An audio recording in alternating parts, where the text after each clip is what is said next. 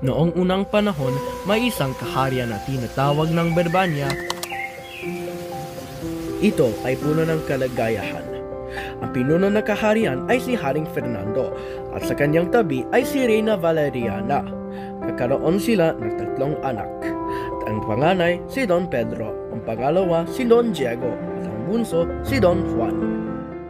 Nagkaroon ng bagungot ang hari tungkol sa pagkakatulog ng kanyang bunsong anak na si Don Juan sa isang balon. Tulong! Tulong! Nang sumunod na araw, nagkasakit siya at kahit ng magagamot ay hindi matukoy ang sanhi ng kanyang biglaang pagkasakit. Mahal kong hari, ano nangyayari sa iyo? Patuloy kong nadarama paghihina ang aking katawan. Dito na po ang malulubad mahal na Reyna.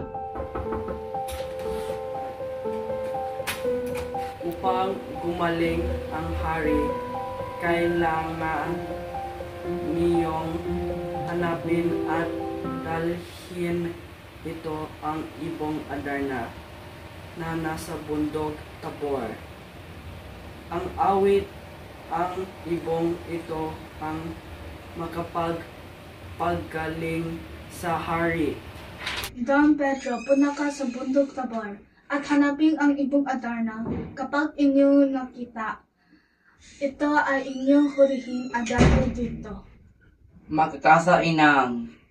Agad siyang sumakay sa kanyang kabayo at sa kanyang paglalakbay, nakasalubong niya ang isang matandang lalaki na humihingi ng pagkain.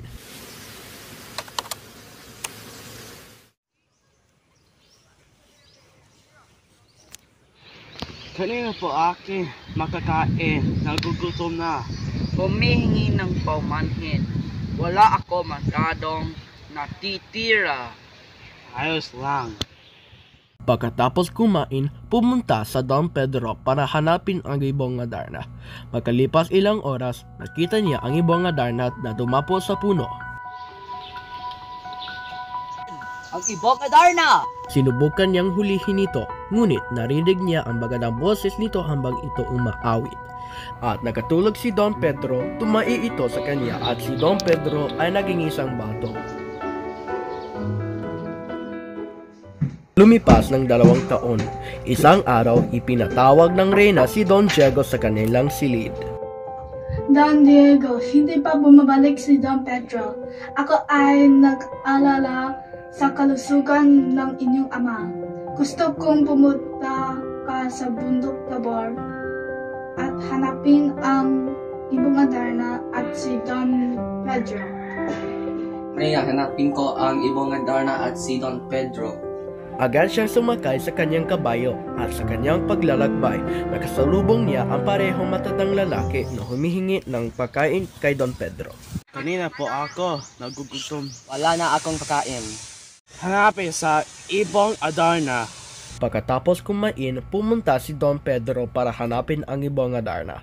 Pagkaraan ng ilang oras, nakita niya ang lugar kung saan dumapo ang ibong Adarna sa puno. Sa tabi nito ay isang malaking bato. Ayun! Ibong Adarna! Sinubukan niyang hulihin ito, ngunit narinig siyang magandang boses at nakatulog siya. Tumai ito sa kanya at naging bato si Don Diego sa tabi ni Don Pedro na unang naging bato. Makalipas ang 3 taon, pumunta si Don Juan sa silid sa kanyang ama at ina upang magboluntaryong hanapin ang ibong Adarna. 3 taon na ang nakalipas mula nang makakabalik ang aking mga kuyas upang hanapin ang ibong Adarna at araw-araw ay humihina kay lasugan ni amang hari. Ang hari, Inang Reyna, gusto kong hanapin ang ibong Adarna.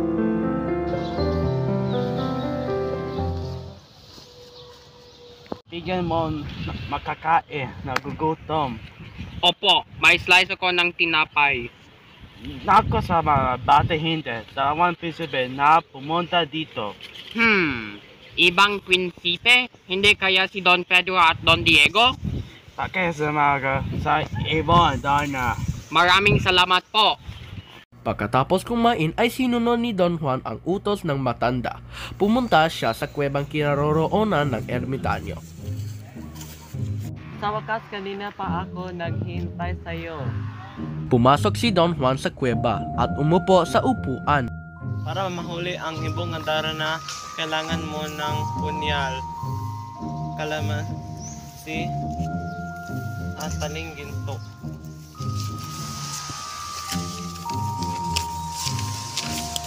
Dapat ikaw ay manatiling gising at sugatan mo ang iyong palad at pigaan ng kalamansi ang sugat. Iwasan mo na mapatakan ka ng dumi ng ibong Darna at gamitin mo ang taling ginto para hulihin ito. Sumalok ka ng tubig sa mga bukal ng malapit sa puno at ibuhos mo ang tubig sa mga kapatid mong maging pato upang bumalik sila sa dati nilang anyo. Salamat po. Lumabas si Don Juan sa kuweba at nakita niya ang lugar kung saan dumapo ang ibong Darna sa isang puno sa tabi ng malaking bato. Pagkatapos ay narinig niya ang isang magandang boses at sinubukan niyang manatiling gising. Sinugutan niya ang kanyang palad gamit ang kutsilya para manatiling alerto. Matapos kumunta ang ibong Darna, kumuha siya ng pansalok at sumalok ng tubig sa bukal. Binuhasan niya ng tubig ang kanyang mga kapatid para bumalik ang dati nilang mga anyo. Nangimulat nila ang kanilang mga mata. Kita nila si Don Juan. Salamat! Salamat! Ikaw nakuhuli sa ibong Darna! Kuya, ako nakuli sa ibang Darna. Pinag-usapan ni na Don Pedro at Don Diego ang gagawin nila kay Don Juan para hindi na ito nakabalik sa kaharian. Mga kuya, bakit kayo ganyan? Itinulak ni na Don Pedro at Don Diego si Don Juan sa balot tulad ng panginip ng hari. Tulong! Tulong! Pumalik sa kaharian sina Don Pedro at Don Diego dala ang ibang Darna. Reyna, nagabalik na po. Sina Don Pedro at si Don Diego. Nakabalik na kami. Saya na ako nakabalik kayo. Pero nasaan si Don Juan? Pedro, nakita mo ang kapatid mo? Hindi po nakita si Don Juan. Ang kahit na anino niya. Ako nakuhuli sa ibang Darna. Pero bakit hindi ito umawit? Hindi ako aawit hanggang hindi bumabalik ang tunay na nakahuli sa akin. Di ba sabi mo, Pedro, ikaw nakaghuli ng ibang Darna? Hindi si Don Pedro nakahuli sa akin, kundi si Don Juan. Ngunit kanila itong saktan at iihulog sa balon. Hindi totoo yan! Paano ninyo na nagawa ito sa inyong kapatid?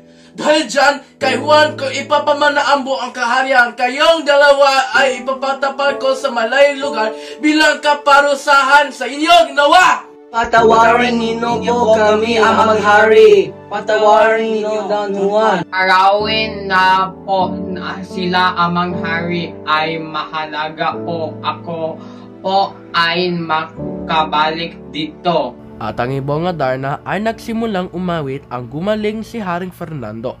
Pinakawalan din nila ang ibang Darna dahil tapos na din ang misyon nito sa kanila.